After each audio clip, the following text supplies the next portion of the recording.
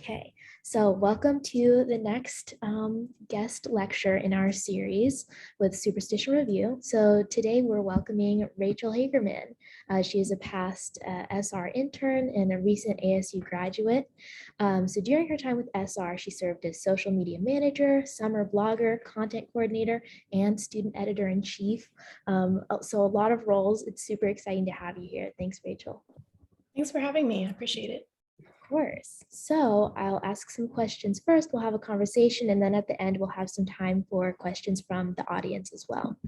So jumping right in, first question, how has your experience, or how did your experience as content coordinator impact your life and career after the internship?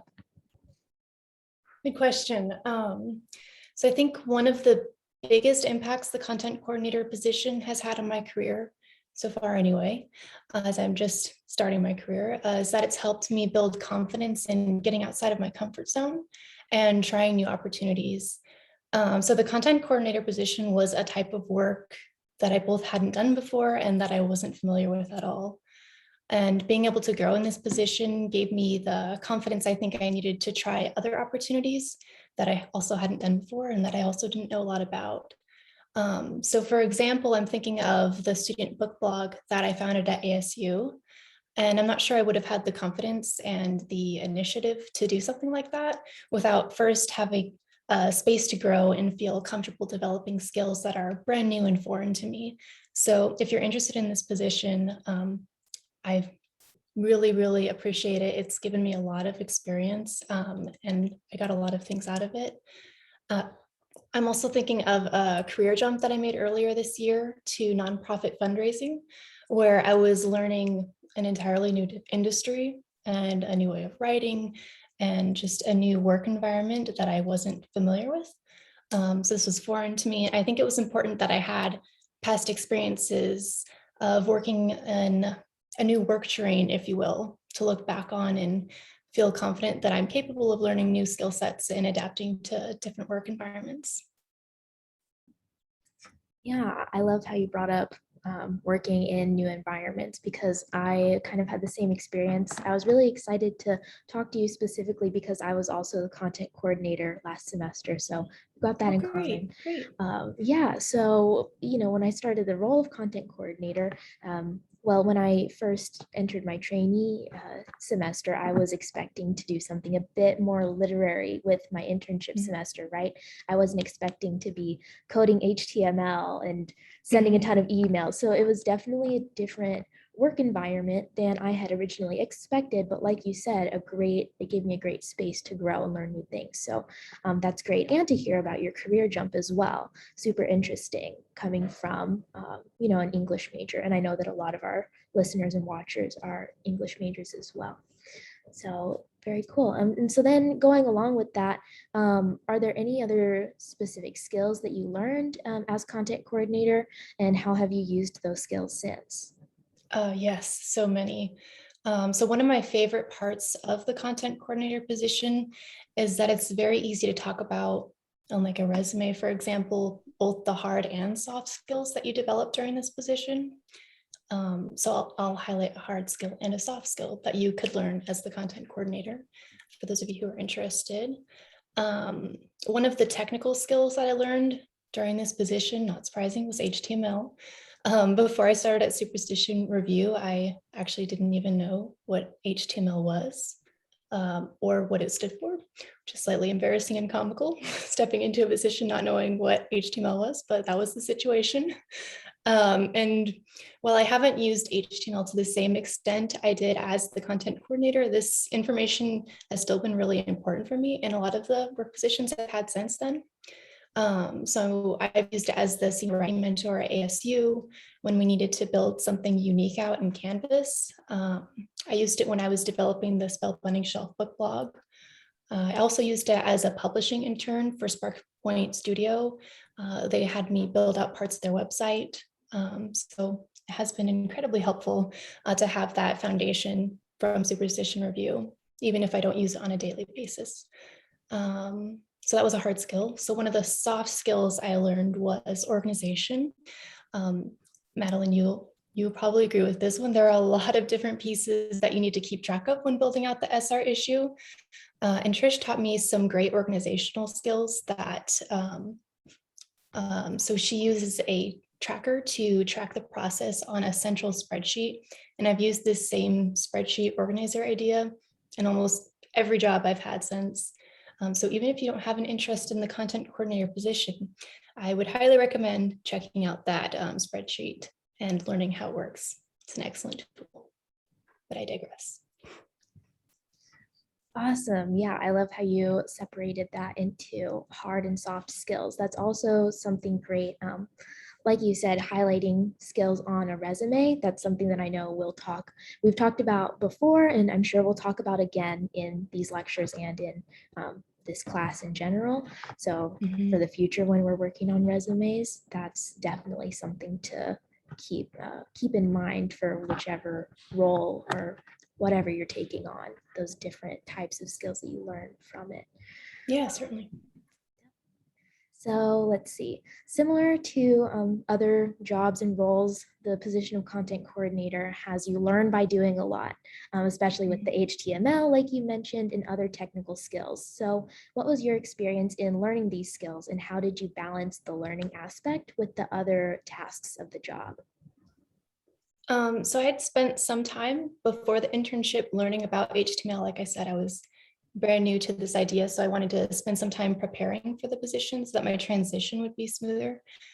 Now, having said that, I still found myself learning as I went and encountered new scenarios. So I suppose just like any other job you'll encounter, it's good to study and learn what you can beforehand, but then just have this mindset of adaptability and openness, knowing that you'll run into new questions along the way and have to balance that.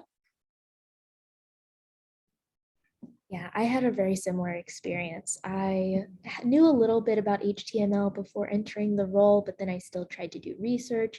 But then, like you said, you can't 100% prepare for anything, so you still do some stuff on the job. So learning what you need along the way. So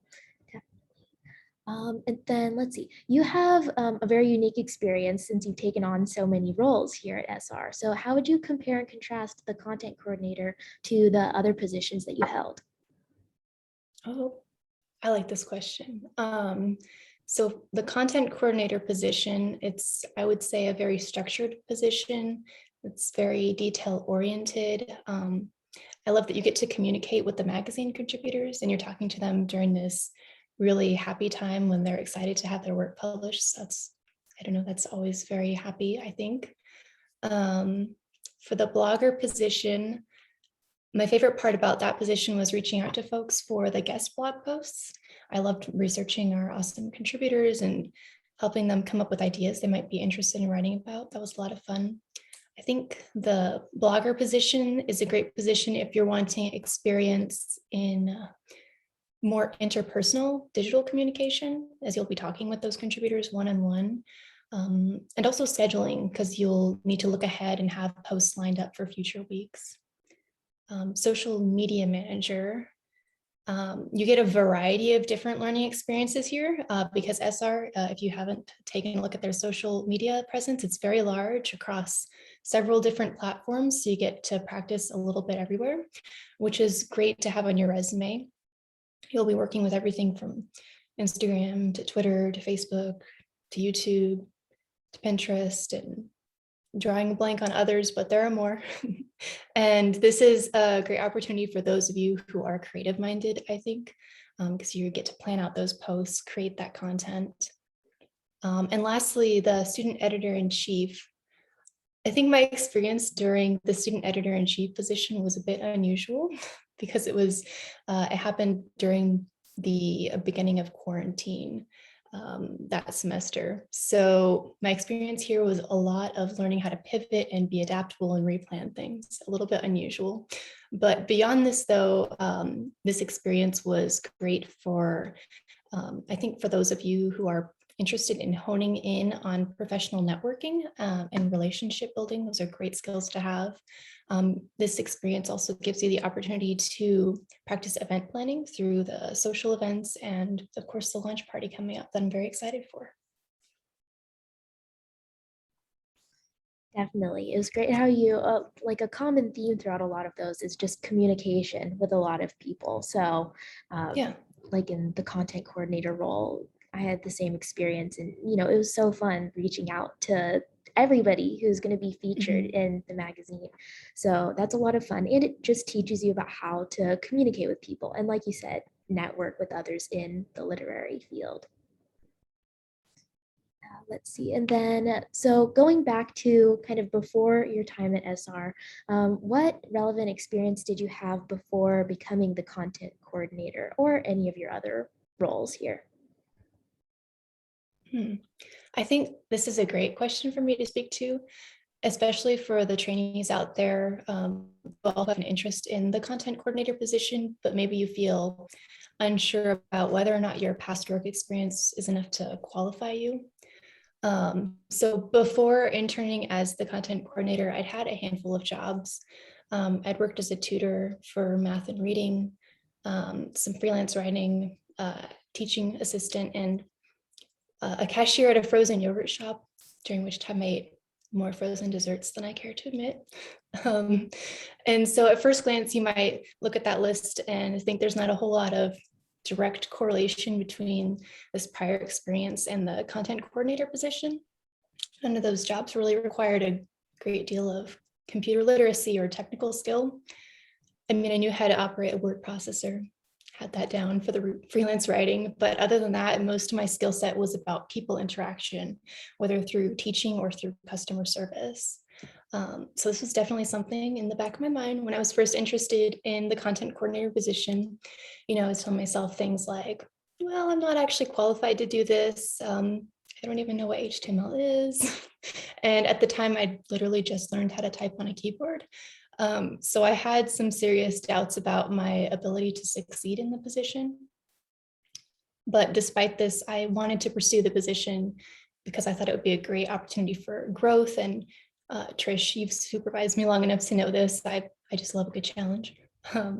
So all that being said, I think my background did in actuality help me with this position, but maybe in ways that are less obvious. So for example, I'm thinking of the freelance writing job. I was already beginning to hone in on my attention to detail in that job, which is, Madeline, a very important skill in the content coordinator position. In the teaching and tutoring positions, I often had to think on my feet and adapt to the students' needs in the moment, which I think helped me feel more comfortable learning by doing or learning as I went, like we talked about earlier. And my work at the good old Froyo shop gave me practice developing a friendly and professional demeanor, which was important when communicating with those magazine contributors. Um, at the risk of rambling, all that to say, I hope if you have an interest in the content coordinator position, you don't let doubts about your qualifications get in the way. You might be surprised by how your past jobs or volunteering positions or extracurricular activities actually end up helping you in future work like this. And on top of this, you have a great support system with your fellow interns and one of the best supervisors you could ask for. Trish is a wonderful mentor, and I've learned so much from you, Trish, through Superstition Review and through my thesis work as well. That's awesome. So it sounds like, based on our whole conversation, really, that there are like so many transferable skills, basically, both Exactly. from, yeah, that you had before that you brought to Superstition Review and that you gained at Superstition Review and were able to take on to all of your experiences afterward. So everybody can just keep all of their experiences in mind and being creative about what you've learned and how that can contribute to your next set of tasks, really. So that's awesome. So those were all of the questions that I had for you, but do we have any questions from the audience, either from Veronica or Trish? And you're welcome to put questions in the chat as well. Throw them at me, I'm ready.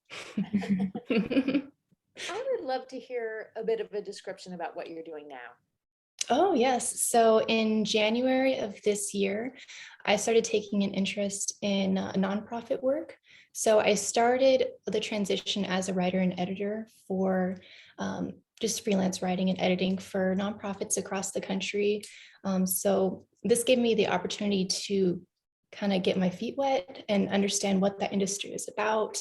So I learned a new way of writing. Fundraising copy is wildly different than anything I'd ever done before and went against a lot of my intuition. So it was definitely a challenge, but a great learning experience. So I learned about direct mail, those letters that you get in the mail from, those nonprofits that you support, proposals, reports, you name it, just a little bit of everything. And then following that, now I'm working for a company that works with nonprofits across the world. And I work as a client project manager. That's my title. And what that means is I help nonprofits get their initial ideas from the campaign to their telephone fundraising finals. So lots of steps along the way, lots of strategic planning. So it's been a lot of fun. Yeah. I'm really excited. Here's a fun career update. Just have a meeting on the calendar to meet with one of PBS's stations. I'm going to be helping them with one of their campaigns coming up. Very excited about that client. Ooh, congratulations. That's exciting. Thanks. And like you said before, it sounds like you like a challenge, always trying new I things. I do. Trish knows. I had a question. Yeah. What was your favorite thing about each of the positions you've held at Superstition Review? Great. I think the favorite thing from the content coordinator position was the fact that it was a challenge. I felt very out of my element, but in a good way, because it meant I learned and grew a lot.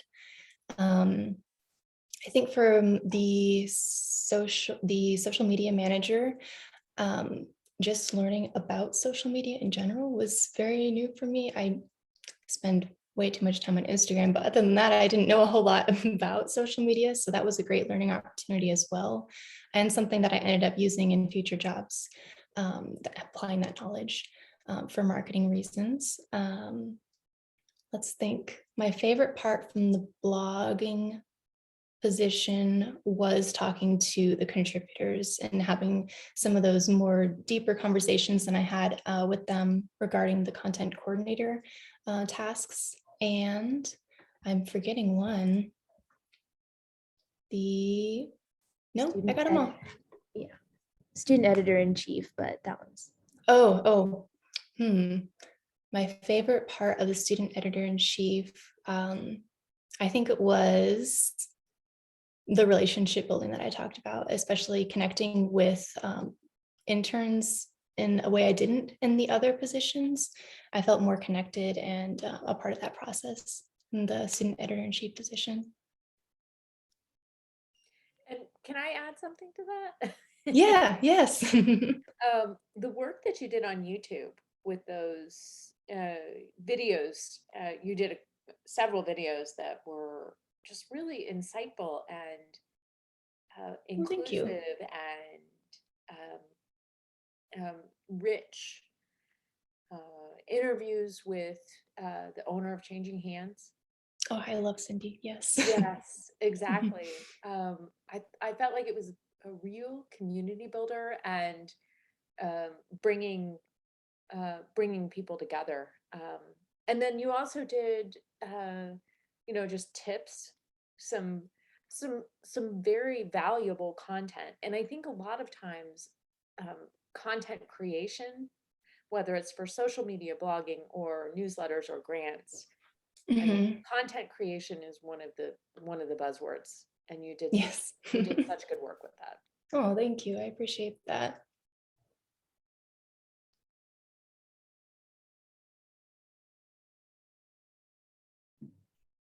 Right. Do we have any other questions from the audience? If not, then we can go ahead and wrap things up here and stop our recording. So I will pause it now. Thank you for listening and watching.